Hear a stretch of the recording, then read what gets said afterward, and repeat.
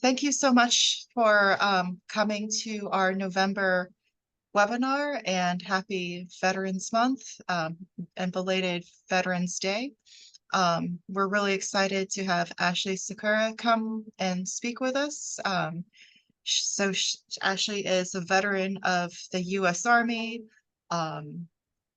just really impressive. She joined CSNP recently as our Associate Director of Education, and she's also a customer support engineer at Google Cloud Security and a professor.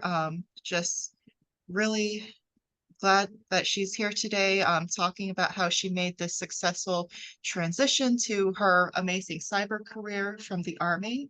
I'm just going to give a quick introduction of Cybersecurity nonprofit, and then I know you're dying to hear Ashley's experience. And I'm Marta Wang, the Education Manager at CSNP.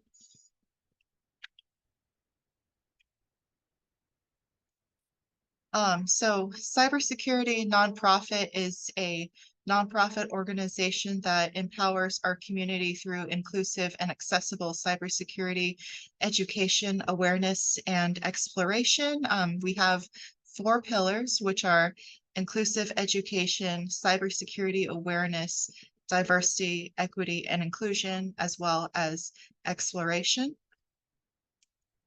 And we host several events throughout the year. For example, we have our monthly webinars, such as this one, all kinds of topics about how successful people broke into their cybersecurity careers, technical topics, threat hunting, like ChatGPT, security, and ICS, security awareness, and more. And we have our webinars lined up for next year as well, and we have some CTOs and some CISOs coming to give webinars, so definitely stay tuned to CSNP on our socials and attend if you can. We also host workshops, hackathons, panel discussions. We've also have trivia and Backdoors and Breaches, which is a incident response card game. It's really fun and engaging. So our website and our socials offer a wealth of information, and we offer a lot of great programs. We have a weekly blog about cyber safety, technical topics, careers, write-ups for Capture the Flags and Try Hack Me rooms. We also have a lot of career resources, like how to break into cybersecurity, like the different areas of cybersecurity, and like some learning materials. We also have a cyber safety program teaching families how to be safe on the internet and how to be aware of privacy. And we have offered boot camps in the past. There are a lot of ways to be involved in cybersecurity nonprofit. So you can join us as a member, volunteer with us in a number of roles. It doesn't necessarily have to be cybersecurity. We are looking for all kinds of experience, all kinds of talent. We also have a weekly blog, so if you would like to submit a blog or give a presentation such as this one, donate, sponsor us, or partner with us, we have opportunities for that as well, and we love it. I'm going to leave this slide up here so that we can thank our sponsors and our partners. Donations from our sponsors allow us to host high quality events such as this one. We have a lot of sponsorship opportunities, such as hosting a venue, hosting an event, becoming an annual sponsor, and we have several levels of partnership opportunities with different benefits. So a big thank you to our annual sponsors and our partners.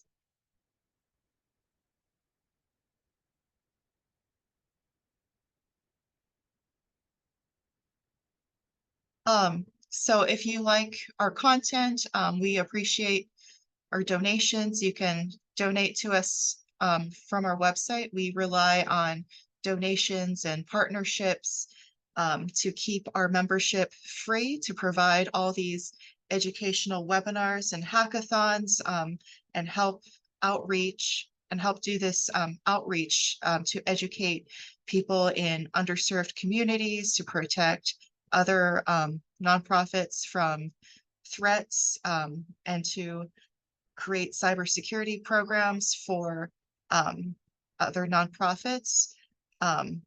And we are really happy that we can start helping veterans as well. So really thank you guys for joining us today. You can always contact us if you would like to get involved, and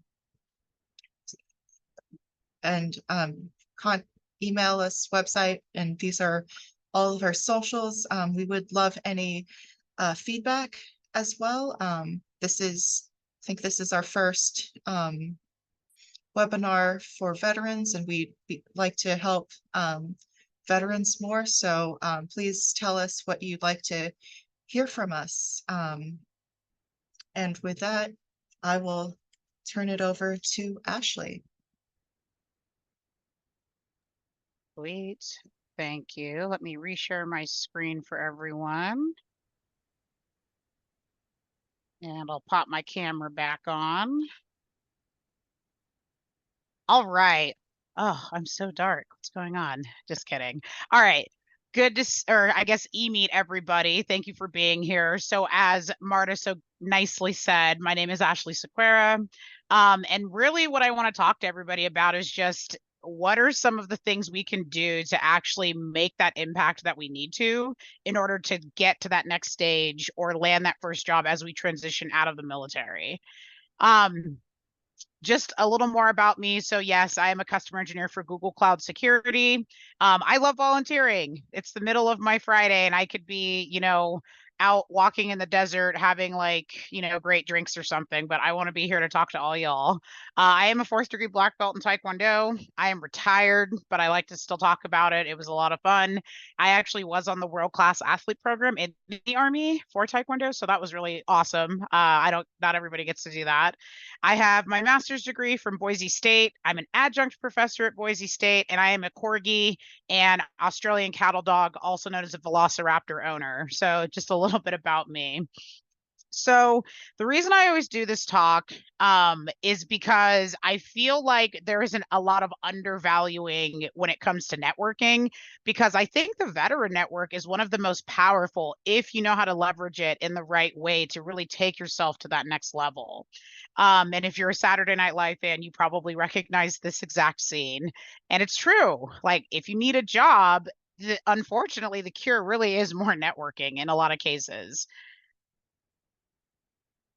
So the reason I give this talk is just to share some stats with all of you. So there was a report done. I'm happy to share a link if you'd like to review it yourself, but basically 2/3 of veterans, so most of us, mentioned that it was really difficult to transition from the military to civilian life. What was fascinating is that this was true whether you were leaving a mix of the reserves or active duty or the guard.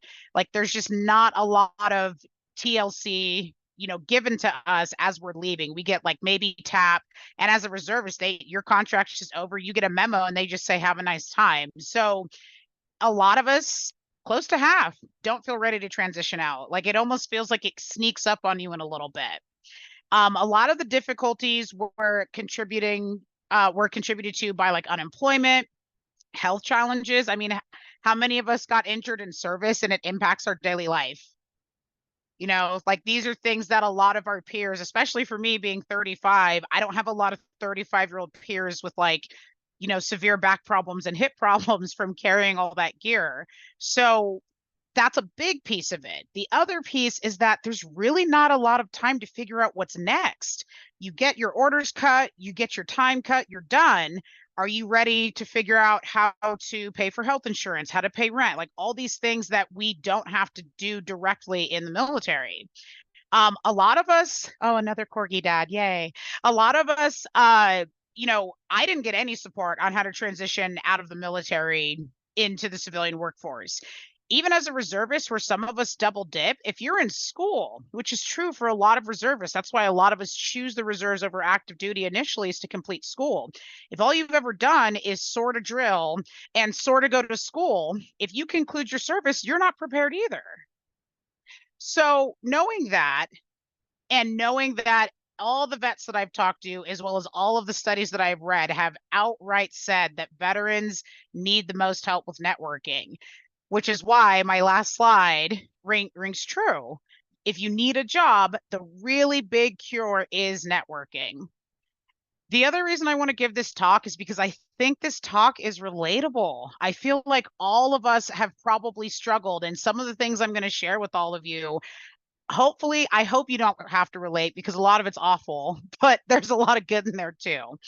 So let's go back to 2015. So just to give you some context here, I was in the Army band. That is a thing. We're not CID. We're not spies like my husband thought when he first met me. I was in the Army band, and I was a trumpet player as well as a saxophone player.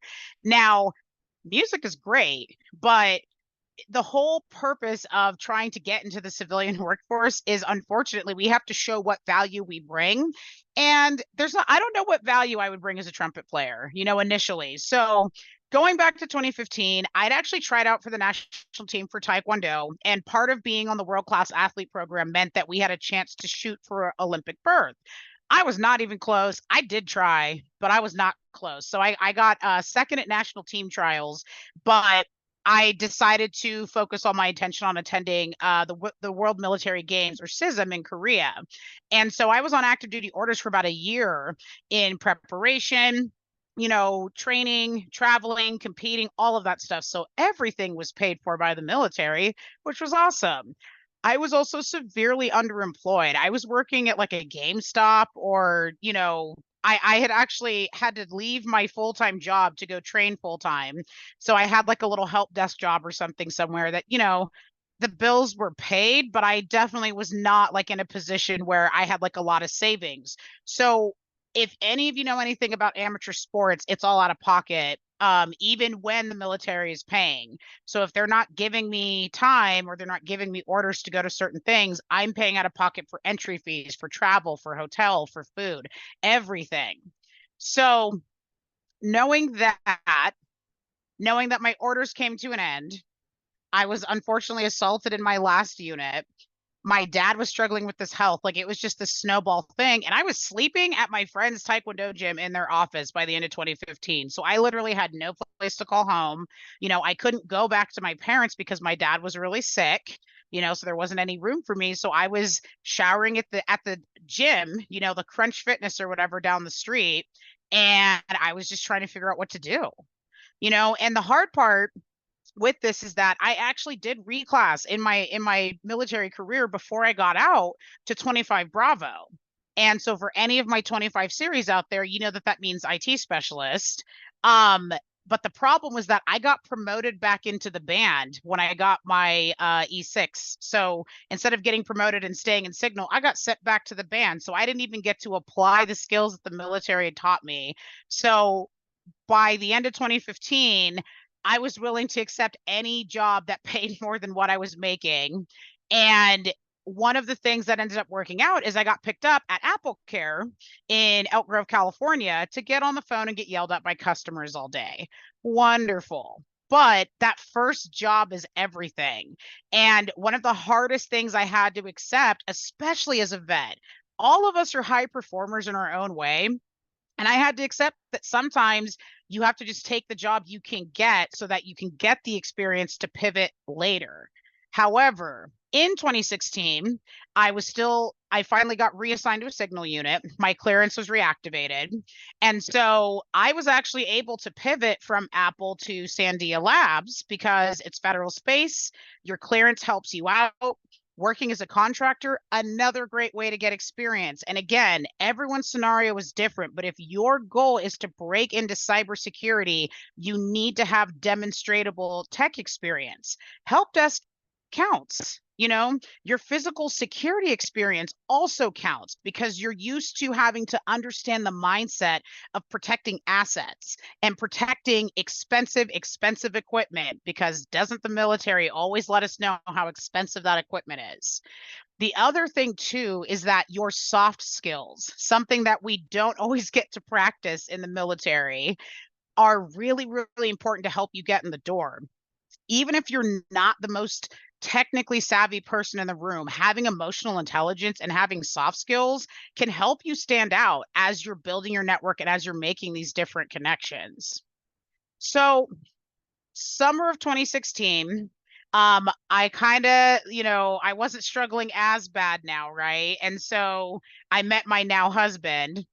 He took me to a DEF CON for our first away trip, which is how I knew we were getting married. He didn't know yet, but I did. And I went to DEF CON and I heard kind of about it, but I was still really green when it came to security. Like, the only certificate I think I had was my Security Plus, and I still didn't even understand what that actually meant or what to do with it or what that actually would do for me in the future. So we go to DEF CON, and of course I'm terrified because it's DEF CON and you hear all these crazy things about it. And they're like, don't take your cell phone, bring a burner, like all these insane things. But all the light bulbs went off when I went to that first DEF CON. Like, there were people who were working in the industry. A lot of veterans operate in this space.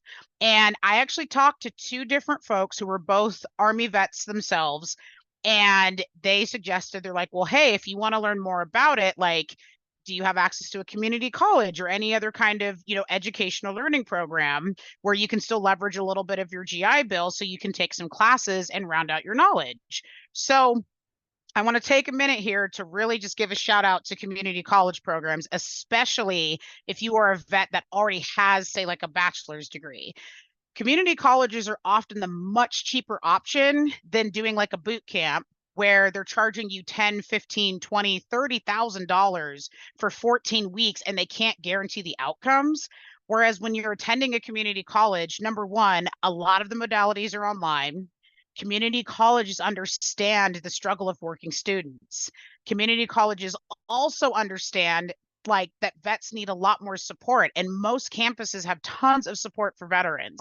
And so I went back to community college, and I ended up getting an Associate of Science in Information Systems Security, but I did learn how to set up servers. I learned how to set up VMs. I learned how to configure firewalls, how to do networking, and I really filled in the gaps in my own knowledge at that point. But we weren't there yet, right? I got my little piece of paper. So what was like the next step? So after that, 2017 gets here, and I'm still splitting my time between Apple and trying to find like another role, because at the end of 2016, I interviewed and got a job at Sandia Labs as a contractor, but I didn't start until the next year in January. So I finished my year with Apple. 2017 gets here, and I'm just doing more or less like support tickets, standard desktop support, learning more about how the Department of Energy and the federal space, one, maintains their security practice, which it's very, very intense in that way. And number two, understanding, well, what is it that, like, why do I need to know vulnerability scanning? Like, why do I need to patch all these systems? Those pieces started to come together. And this is just when I was a contractor. So August or so of 2017, I was awarded a student scholarship to go to Black Hat. Now, Black Hat is kind of the corporate cousin of DEF CON, but as a vet, a lot of networking opportunities. Raytheon's there, Booz Allen is there, a lot of these firms that typically are looking for those of you with that federal experience to help you break into that space. So I'm walking around Black Hat, looking confused and stopping at every booth and taking notes at every booth. And the one thing that I heard, again, networking. Everyone said, well, like, who do you know? Are you networking? Are you building your brand? And I'm like, brand? I'm not a cereal. Like, what do you mean brand? And what they mean by that is, who are you online? Like, when recruiters go and look at you online, Who is that person? Now, I'm gonna quantify this with a disclaimer.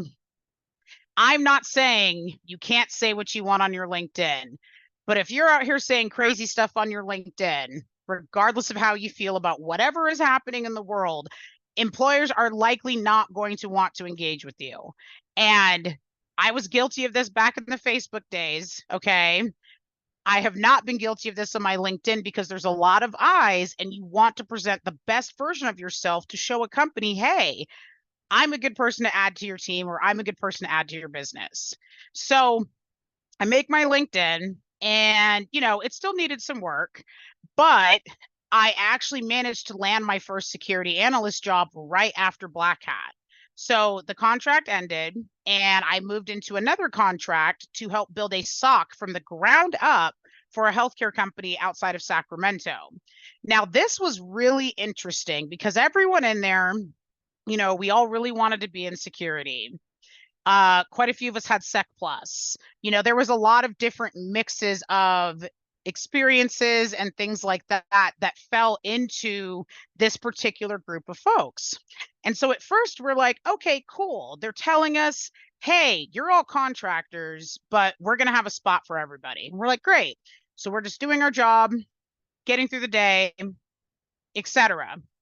Fast forward about 4 or 5 months later, they say we have one position for tier 1 and we have one position for tier 2. And guess what? We have 24 of you. So good luck. Now, I want you all to just take a moment and imagine the environment that suddenly turned into. So I was like leaning on the other vets in the group because there were about 5 or 6 of us, and we were all supporting each other, helping each other learn, helping each other grow. Well, my now mentor, my good friend Matt, says, hey, I just went to this free training from Palo Alto Networks in Roseville, back in August. Like, you should go to the next one, but it's down in Santa Clara. So I go to my manager and I say, hey, I'd really like to attend this training. It's veteran focused. And my company says, you can go, but we're not going to pay for you to go. Like, we just won't pay you that week. Like, the training's free. We're not paying for your lodging, not paying for anything, but you can go. And we're not paying you for the week. So it was kind of a big gamble because at that time, the place that my husband and I were living in, and we still weren't married yet, like, was not the best. We were still kind of struggling. We didn't have working HVAC. So it was 110 degrees in the summer in the house, and it was 28 degrees in the winter in the house. So it was a lot to say, okay, I'm going to not get any money this week and go to this training. But I went. I stayed at the world's sketchiest Motel 6 because that's all the money I had for it. Definitely like locked all the doors, couch in front of the door, like every night, but I wanted to be there. And the reason why is because vets led Palo Alto Networks. When I joined, before I joined the company, there was 2 very awesome vets that like were both the president and the CEO of the company. And so they really believed in the message of helping vets. And so the organization I worked with was this great group that I still am involved with called Vets in Tech. And so they said, hey, we'll feed everybody there. And I probably wouldn't have eaten if it wasn't for that. And you'll get a chance to network and meet people. So I go, and the whole class is vets. And so we're all helping each other. We're all supporting each other. So Wednesday night, the training started on Monday. It's Wednesday night, and I've been sharing links. I've been helping my classmates. And let's not forget, at community college, guess whose firewall I had already seen once before. So it wasn't completely new, and it actually made a lot of sense. Palo Alto's. So that was a huge win right there. So I get this email. All right, now think about everything I just told you up to this moment. I'm sitting in the sketchy Motel 6 room looking at this email. And of course, I slam my laptop closed because I cannot believe that this is actually happening. Okay, like, I really had to take a moment to make sure I wasn't like hallucinating or something else. And this was a real email. And so, of course, I'm like, really? Like, this is really happening? Like, I couldn't believe it. I really couldn't believe it because you hear all these stories about like, oh yeah, I was in the right place, right time. Well, I find out later the reason why I was approached is because The trainer that was in that class did like points, and the VP of his team walks in and she looks at the scoreboard and she's like, "Who's Ashley?" Because I was in first that day. And I'm like, "Oh, that's me." And she's like, "Oh, okay." And so this woman in particular was very dedicated to helping veterans. She was very dedicated to helping women. And this was a team that she managed that was, I'm not even joking, 29 guys. There was no women on that team. So eventually I finished the training. I had 4 interviews and a test teach. And guess what? That hiring manager at the time did not want to hire me. And let me tell you why. There is I think it's changing now, but at that time, there was an expectation that you would have a lot more stability, but a lot of veterans kind of bounce around trying to find the right fit because we know what we want. And we know that if something's not it, we have enough emotional intelligence to not stay and suffer, right? Like that's why we all eventually get out of the military. We know better. So that executive sponsor, that same woman, she advocated hard for me. And she basically said, "We made a promise to help vets. So you're going to help this vet. She needs a little bit of coaching, but you're going to do it." 4.5 years later, I was leading the security operations training program. I, got to go to a bunch of really cool conferences and do all this really cool stuff. I was a successful sales engineer. I was a successful firewall engineer, right? I do a lot of stuff like this. So it worked out. But here's the crazy part is about a year and a half ago, I got approached by Google. Now, let's just recap real quick so we can understand why, again, I'm also in shock about this moment. I was sleeping in a garage, in offices, in my car, taking showers at the gym in 2015, beginning of 2016. And in 2022, Google is coming to find me. So as a vet, like we are so good at conquering what always seems like an insurmountable task. And I mention that because this award that you're looking at on the left was when I had to plan with, not as much help as I would like a 250 person technical summit for a bunch of engineers, and I had 8 weeks to do it. Well, how many of us have had to run a range or plan an operation or do some other very complex moving people, moving resources, operational type of task somewhere? And we've been able to do it with either just ourselves or a very small team. Vets are very agile. We're all agile. So being able to demonstrate that piece is powerful. And then this, I just had to kind of show because, I get to be a Mohawk twin with my dear friend Marco here. So the big pieces of advice, and I'll stay on the slide for a little bit because I feel like there's going to be a lot of questions as soon as I finish kind of going through this. So networking is the big one. Connect with me, connect with other vets, connect with recruiters. When you reach out, if you see a job and you think you're a good fit, reach out to the recruiter, explain why you're a good fit. Explain how your adaptability and your tenacity and your strength in serving your country makes you a valuable asset to their company. Because all of us on this call know that vets do things a little differently, but we're able to work with all kinds of people.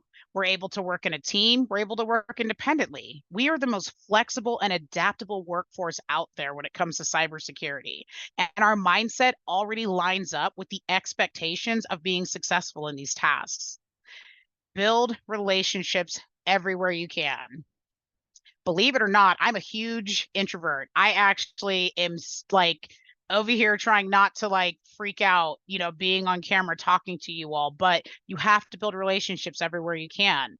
If you get out of your service and you use maybe your vocational rehab benefits, or you're finally leveraging those GI Bill benefits that you work so hard to earn, school is a great place to network with your teachers. A lot of the folks that are teaching in a lot of these cyber programs are usually adjuncts who work in the industry in other places. So build community there. Build community with your other students. Check out conferences in your area. I went to a B-Sides back in 2018 and had no idea that this was even a thing that existed. Okay. No idea. And now I'm on staff for 3 of them. And this is a community that has gone everywhere. Okay, so those are awesome places to network. And if you can't afford a ticket to go, offer to volunteer because they will comp your room and they will give you a ticket so you can still attend parts of the conference.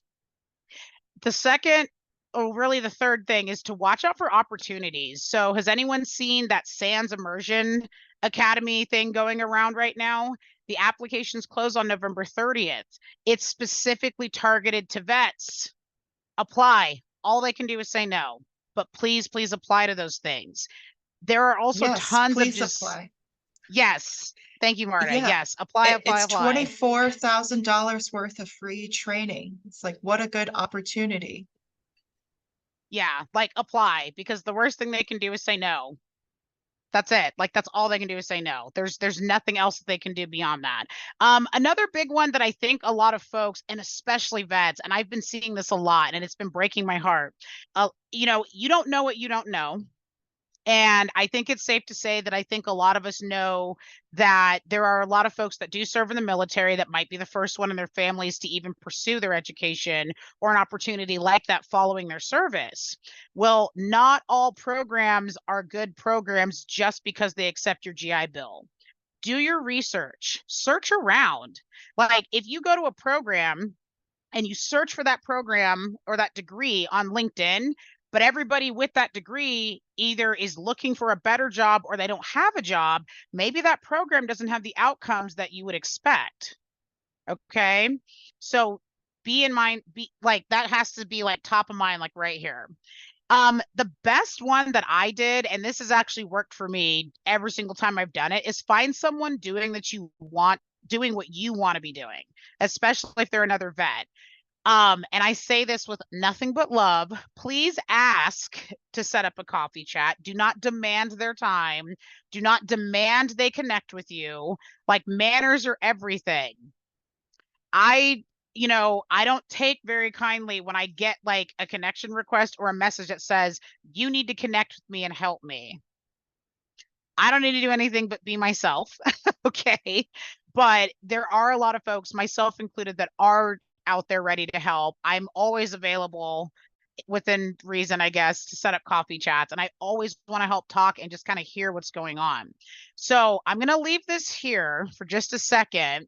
And I know the chat's not working exactly how we want, but I am watching the Q&A. What are some of the struggles that y'all are running into when you're out there looking for work?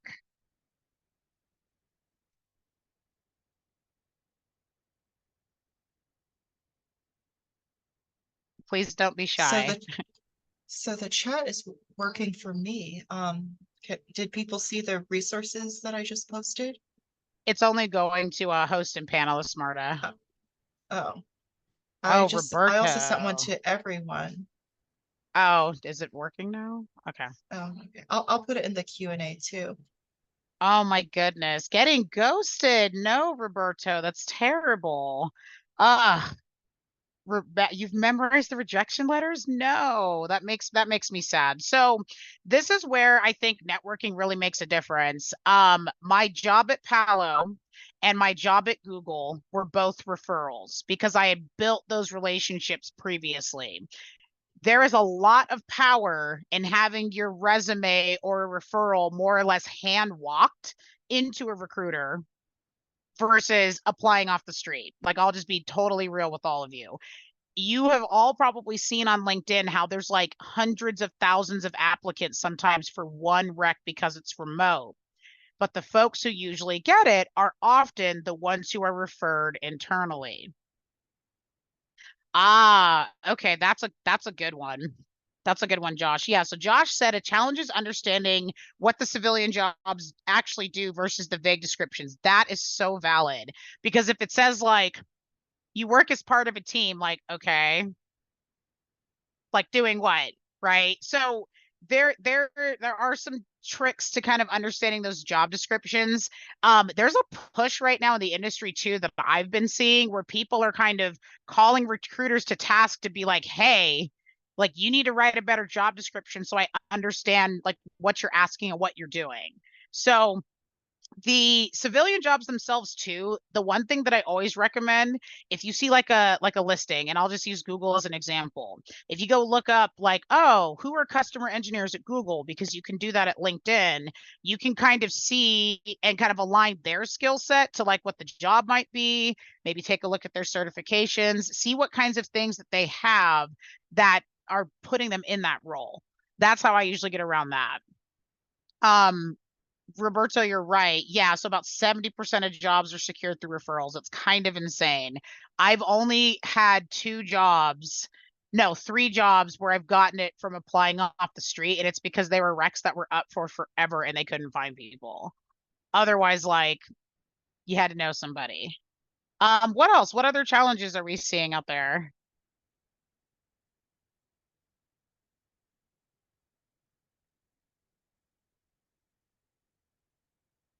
Please don't be shy. I know there's more than that. One that I hear a lot, and I actually ran into this myself. Let's say you join the military at 17 and you get out at 37 and you were sitting across from a recruiter that's the same age as you. And you have to explain that you have 20 years experience doing the thing that you are the best at that you are interviewing for. There is some implicit bias I've noticed with some of the recruiters who are the same age as you because they may only have like 5 years experience. Like it's unfathomable for a lot of folks to know that you have 20 years experience doing something by age 37, right? So that is one area where I always do a really good job of talking about how my skills relate to whatever they're asking for. So for example, when I did training, one of the things they asked me is, well, how many years of training experience do you have? And if you look at my resume, it looks like maybe 2 or 3. But if we stop and think about how as NCOs, we do a lot of hip pocket training. We're always doing mentoring. We're always doing education of our soldiers and of our leadership. That counts too.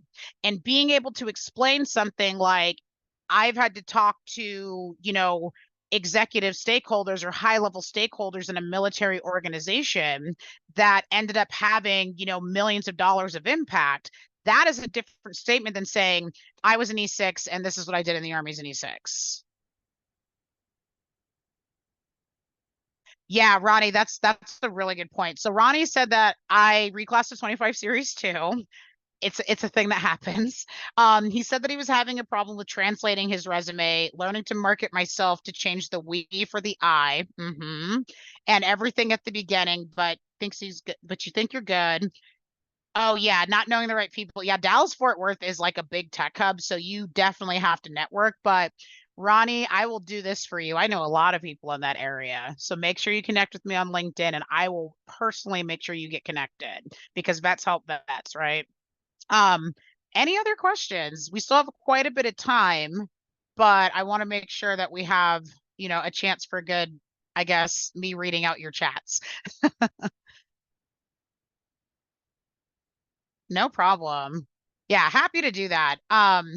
Again, we are one of the most well-equipped like sets of like the workforce, but we are the ones that are the least likely to ask for help when we need it.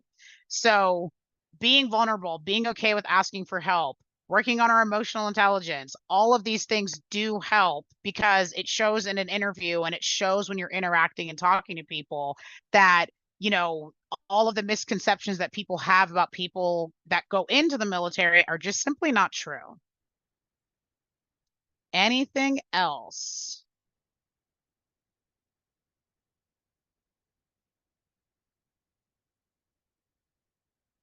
I can also just sit here and smile a lot. I'm good at that too.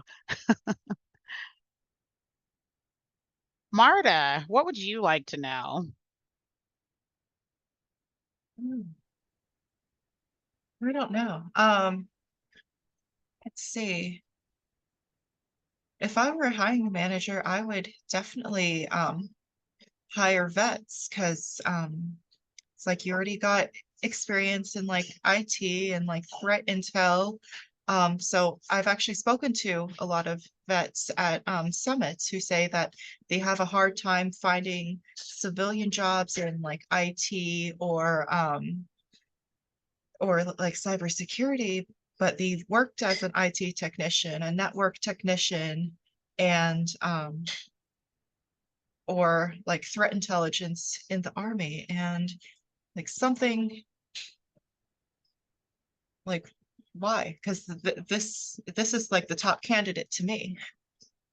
Right. Yeah, it's kind of fascinating. So I found that when I was still using a lot more of like the military nomenclature on my resume to explain like the things that I did, it didn't make sense. Unless the hiring manager was also if they also happen to be a veteran, it tends to be a little bit better. But if they've always been a civilian, they're not going to understand what a lot of that stuff means. So you got to translate it into civilian speak. So instead of me saying I managed a battalion's worth of devices, I would say I managed 3,000 endpoints, right? Or instead of saying I ran a core level element of IT, I would say I was responsible for 10,000 endpoints, individually, or whatever that looks like. So tailoring is like, and again, doing that little bit of translation, because if I start spitting out like acronyms and stuff that a lot of us know from being in the military, if I'm in a mixed group of friends and I have civilian friends, they're not going to know what we're talking about. So context is everything, resume included.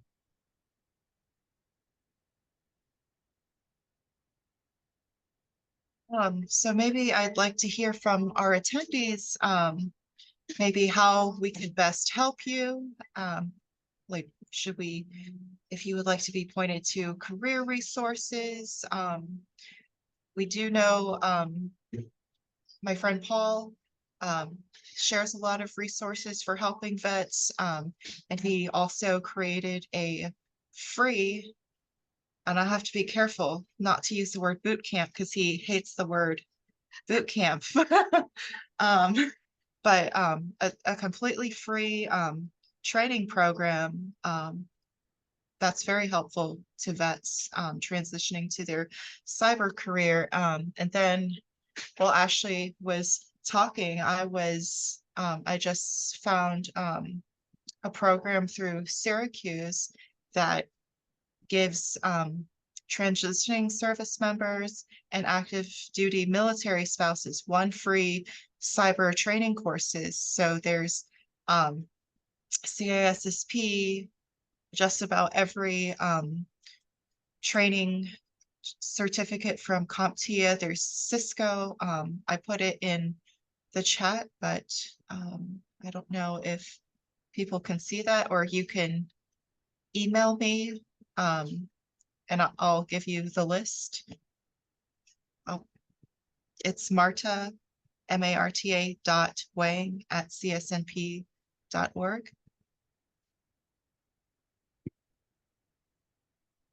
Christopher said, I live in South Florida. Are there any networking opportunities down here? There are tons. There is a huge cybersecurity, like just enclave in just Florida as a state, as well as Southern Florida specifically. So make sure you take down my LinkedIn, send me a message. I'll get you connected with some folks in Florida.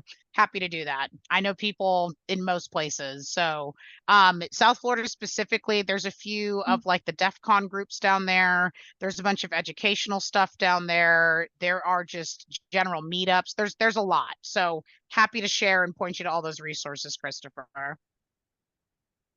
So there's also a cybersecurity summit that travels throughout the country. I think it's under $200 to attend, but there's also a lot of coupon codes for it as well. Like if your LinkedIn has a lot of, like, if it says cybersecurity, information security a lot, you might get contacted with a coupon code for like half off or free admission. And then I think Secure World was less than $100 as well. It's a really, like, it's a big traveling conference. Met a lot of good people there. There's also like B-Sides, DEF CON, 2600. well, 2600 and DEF CON are more like hacker groups. And then like there's OWASP groups that meet in person as well. ISACA, There are tons. and yeah, and more. So I had two more questions come in. Actually, three more questions come in. So, we have an awesome person who's preparing to retire and they're looking for skill bridge opportunities, but not quite sure where to start. So this one's it's not tough, but it really is like person specific. And the reason I say that is because you don't know what you're into until you know. And so apply for a bunch of different types. Just apply to anything that seems interesting from a skill bridge perspective, because there are a lot of different opportunities. If you like policy, there's policy opportunities at some of these companies. If you like the tech, if you want to get your hands into the tech for the first time, there are a lot of companies offering ways to do that. Now, if you're not 100% sure and you really want to be certain before you start applying, there are different resources through like the Department of Labor, through NICE. They ask you like a lot of different questions about like the types of things you like to do, how you like to think, how you approach problem solving, and they can actually spit out and kind of help you get a general idea of where you might be able to find some interest. So again, make sure to connect with me. Happy to share those resources with you. Chris asked, what are some military jobs that would be helpful to transition to IT? I'll say this, not all 25 series jobs are created equally. 25 Bravo, of course, is the most common. That's just straight up IT specialist. You usually earn a lot of decent certifications. You'll do a lot of the break fix stuff. You'll do the help desk stuff. You might get to do the Active Directory and like the system administrator stuff. 25 Delta, which I think got phased in right as I was leaving. 25 Delta is a ComSec position, but it used to come with like SANS training and all this stuff, but that might have changed. So that's another one. 17 series is all cyber. If you can get 17 series, you're pretty much setting yourself up for a long-term success. Also, do not discount 35 series, because Intel positions, again, HUMIT, SIGINT, whatever it is, that is a need across many different companies. Even if you are admin or you're like a policy person, if you're supply, physical security can get you in the door. Knowing and being able to manage assets, that's also a job that can translate into skills for IT. So I would say really any job in the military would help you, but the specific ones that do translate probably the most directly are 17, 25, and 35 series. Hopefully that answered your question, Chris. All right, so Will said, I moved from the East Coast and currently in the Phoenix, Arizona area. Are there any resources I know of out there? I sure do, because I'm in Las Cruces, friend. You're not too far from me. Make sure to connect with me, Will, and I will get you pointed to all of the awesome things that are going on in the Phoenix, Tucson area as far as cybersecurity. There's tons. Hopefully that helps.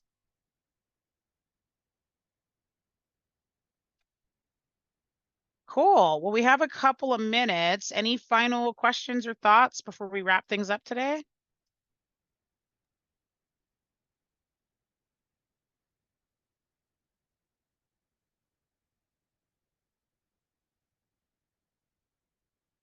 Well, thank you so much for attending, everyone.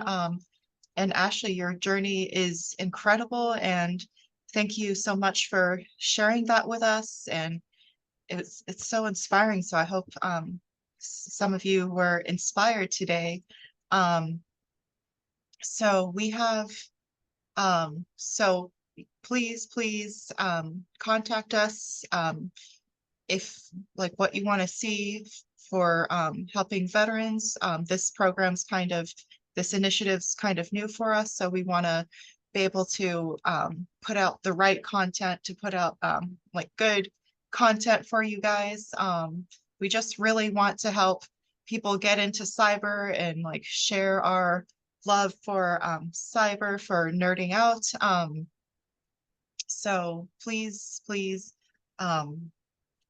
like give us any feedback. And this is our last webinar for the year. There's going to be like one more pre-recorded one, probably about threat hunting next month. And then next year, we've also got some exciting speakers.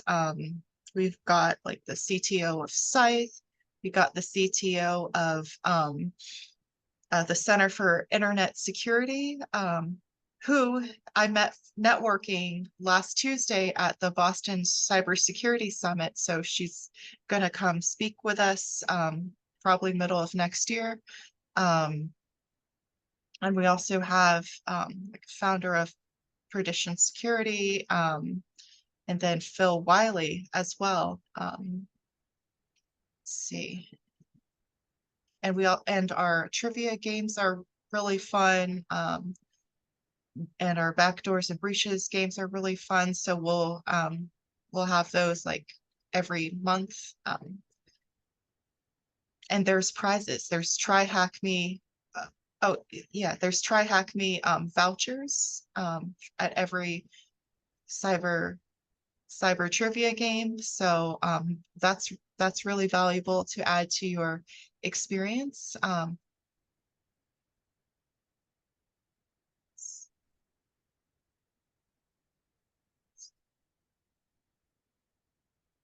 Cool. We got 5 more minutes. I did already get some messages on LinkedIn, so thank you to all of you for reaching out. What we can do, Marta, I think that will be helpful. We'll get together, we'll put together a list of all the things that we talked about, and then we'll make sure to send it to all the attendees so you all have a nice little list. Let's see, actually, yeah. Yeah, that sounds good. Awesome. Well, thank you everyone for attending. Have a wonderful Thanksgiving. Make sure that, play nice with all your in-laws. I promise it'll be okay. Oh boy. Great, thank you so much. Oh, yes, I can post my email address one more time. Let me just put it here.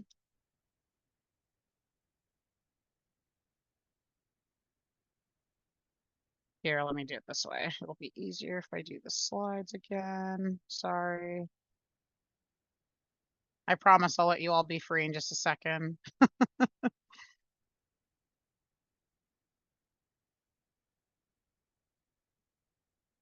There you go, Will. And for those of you who aren't able to capture it, if you just message me on LinkedIn, I can also just send you a connection request if for some reason it's not playing nice.